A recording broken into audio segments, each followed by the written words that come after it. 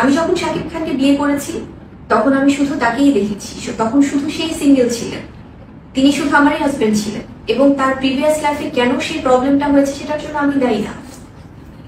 কারণ আমি যখন আমার তার সাথে বিয়ে হয়েছে তখন সে অলরেডি ডিভোর্সড।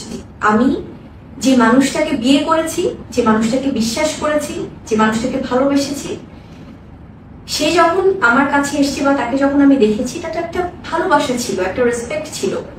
তখন তো সে শুধুমাত্র আমার হাজবেন্ডই ছিল। কার কথা বিশ্বাস করব আমরা এখন বলুন?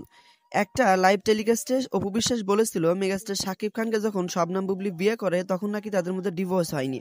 তবে আজকের এই টেলিকাস্টে শবনম বুবলি নিজের মুখে স্বীকার করলেন যে তিনি যখন মেগাস্টার শাকিব খানকে বিয়ে করেন তখন নাকি অপু বিশ্বাস এবং মেগাস্টার শাকিব খানের মধ্যে ডিভোর্স হয়েছিল। তবে এই ঘটনা আসলে কতটা সত্যি এইটা নিয়ে আসলে অনেকেই দ্বিধাদ্বন্দ্বের মধ্যে পড়ে গেছে যে আসলেই অপু বিশ্বাস সত্যি বলছে নাকি শবনম বুবলি সত্যি বলছে।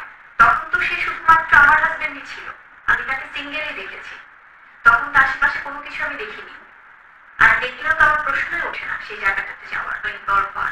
এখন হয়তো অনেকে শাক দিয়ে মাছ থাকার জন্য হয়তো অনেকে আগে থেকে বলে না যে ঠাকুর ঘরে কে রে, আমি তো বলা খাইনি, হয়তো তাদের জায়গা থেকে অনেকে ভাবছে যে নিজে থেকে কোনো অভিযোগ করলে হয়তো বা তাদের জায়গাটা ক্লিয়ার হয়ে যাবে। So it's not like that.